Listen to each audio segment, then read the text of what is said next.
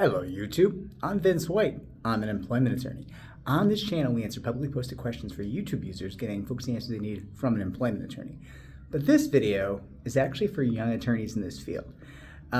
Specifically, a kid, I don't know if I should call him a kid, a younger associate in this field kind of approached me and was like, being jokey, jovial, chill. He was like, hey man,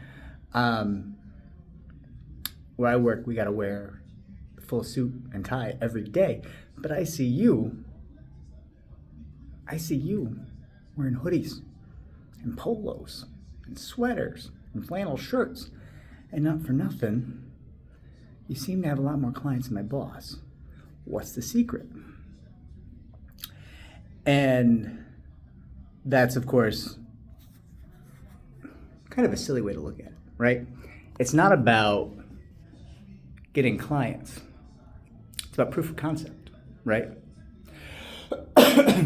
So it's also different perspectives, right? Everything I'm going to say is what I do. But there's a partner in this firm who I work with who wears three-piece suits every day. And part of that is, one, he likes to look like a baller. Just is what it is. Let's call a spade a spade. And two, he's looking the part. That gravitas of the three-piece suit and the full client knows you spent $3-4 grand on this outfit. It's proof that you've been there before. You've done it before. And that, I don't think, is something I need to do. The way my phone rings off the hook means I'm probably correct. It's definitely not something he needs to do, but he does it anyways. He does it to be good to the clients, to provide that reassurance. Now, he doesn't need to do it, and maybe I don't need to do it. But you know what a young associate needs to do? That. Because they don't have a proof of concept. They don't have a proof of concept. The client comes in, says, hey, you look like a kid. And listen, this field tends to skew a little bit older, right? Like, I think I entered this field at 26. Maybe 25. The youngest attorney I've ever known in this field was 24. And often you're going to see people enter this field more like 30, right? This isn't an easy field to hit right out of law school, generally speaking. But even at 30, the clients come in and they say, you look like a kid. How many cases do you run? It's your first week. The answer is, you're my first. You're my first, right? So you're scraping and trying to provide whatever reassurance you can, whatever proof of concept you can. And part of that might be that when you got the job, your firm gave you a little bit of bankroll, took you down to the tailor, got you the ties, got you the bespoke suit, because it's the basics, right? Now, if you're not getting that sweet firm money for your clothing allowance, so to say, I've got a couple thoughts on that. Depending on your price point, there's a lot that can be done. I used to go to Men's Warehouse early on because I had a very shitty employer early on in this field. And I was basing like $32K, no health insurance. It was rough. So I would go to Men's Warehouse when they would run I think it was buy two, get two, or buy two, get 1.5, something like that, like some kind of deal. And I would try on suits until the salespeople were pissed. But eventually I found a suit brand, nothing fancy. It was Jack Victor suits. And they were pretty close to my body type. They fit fairly well. If I recall, Men's Warehouse would offer free tailoring if you bought $500 worth of suits. And with that buy one, get one deal, or I think it was buy two, get two deal, excuse me, if you saved up for a while, you could go in and buy yourself two $250 suits, get two more suits, right? So you got four for $500, and they're all going to be tailored for free. That's huge. That's a huge way to get some fairly decent suits that look good, and the tailoring matters more than the suiting, right? The brands and suiting are not meaningful.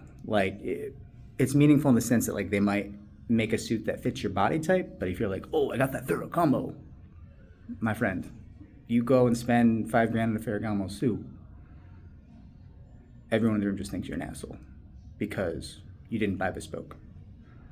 You didn't buy bespoke. You could have gone to an amazing tailor, and whether you go with a U.S.-based tailor or an Asian-based tailor, Italian tailor, whoever it is, whether they come to your office or you're going to their shop, it doesn't matter.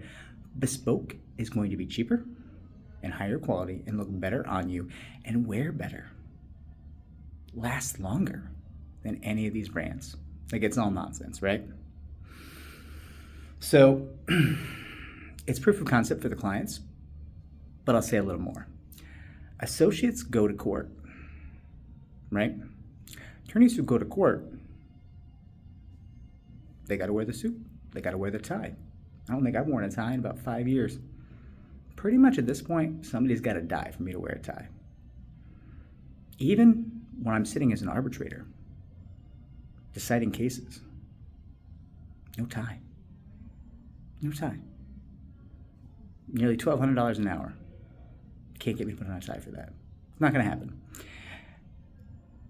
Now, I do think that ties are for people who work for other people. I don't think ties look cool. And I sure as hell don't look like the look of a tie on a guy who's missing a third of his neck, right? So, got all kinds of reasons not to wear a tie. But when you're a young attorney, you got to wear the tie because you got to go to court. If you don't wear the tie, the judge doesn't feel respected, right? It's a problem. Got to do it. Got to do it. And you might say, well, I'll just put the tie on when I go to court. Got to be used to it. Got to wear the suit 4 days a week. Got to wear the tie 4 days a week. Got to live in it like a second skin, because when you wear it once every other week, guess what? You look uncomfortable.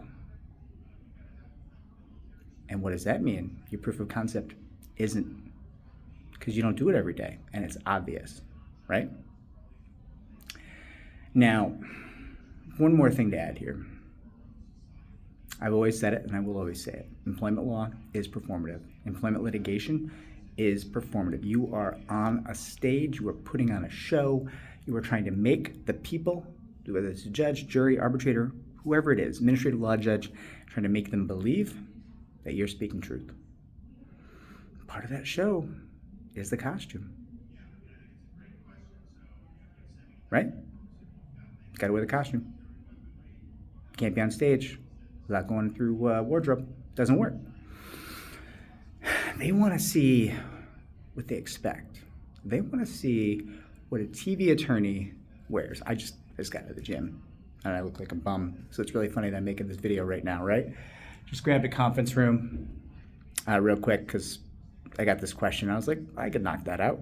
I feel like this is useful. I feel like I could have really used this video back in the day because I wasn't that smart about clothing, right? Kind of a trailer park kid, didn't really have that knowledge, didn't really understand the costumes and the value propositions, like, didn't understand what was good and not good. It just didn't work.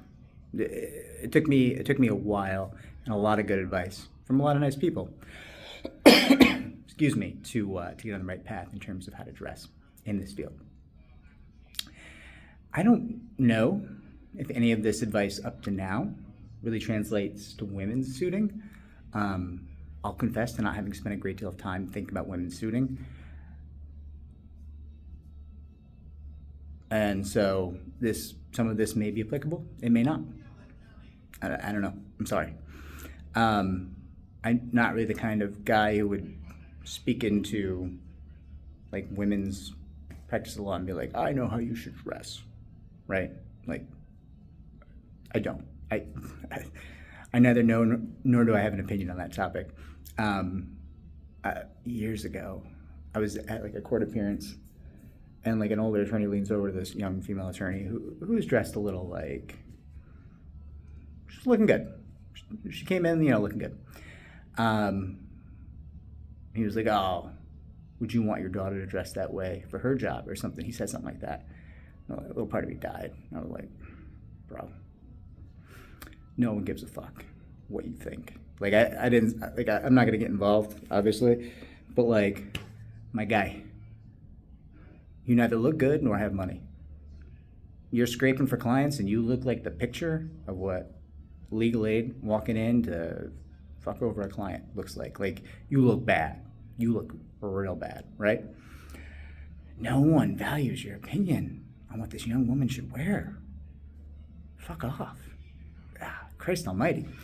Gonna nail that dismount and go on and talk about a couple of cost-saving measures you can do for young men. So I mentioned the men's warehouse play, right? I graduated from that, but I wasn't ready to pay for bespoke yet. Just wasn't there yet. I started my own firm. Things were tight, getting started. So I started hitting up men's suit supply. And they had a lot of nice cuts. And I quickly I think I read a blog or something, and they were like, hey, if you like your body, get the Havana cut. If you don't like your body, get the other cut. No shoulder pads, like, super simple. They do the tailoring, it's all included. The suits are definitely a step up from what you're gonna find in Men's Warehouse. And it's a nice, don't buy the bespoke stuff from Suit Supply, it's not good. And generally, like, all the tech suiting companies, just hard passing those, they're not good. Don't do that. Tailors, actual tailors who do this for a living and have done it for a lifetime and need to do this to survive and need to succeed. Their clients need to look good, to have repeat business. Those are the people that you probably want to work with. They don't have a huge marketing budget. Their marketing is, you look incredible. Where did you get that suit? Right? And you're like, yeah, oh, it's my boy.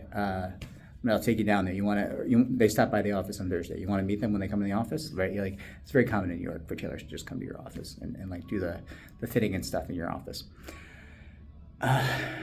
But skip, because Suit Supply will try to upsell you, oh, you like our Havana cuts? They look so good on you. But Vince, your chest is a little too big.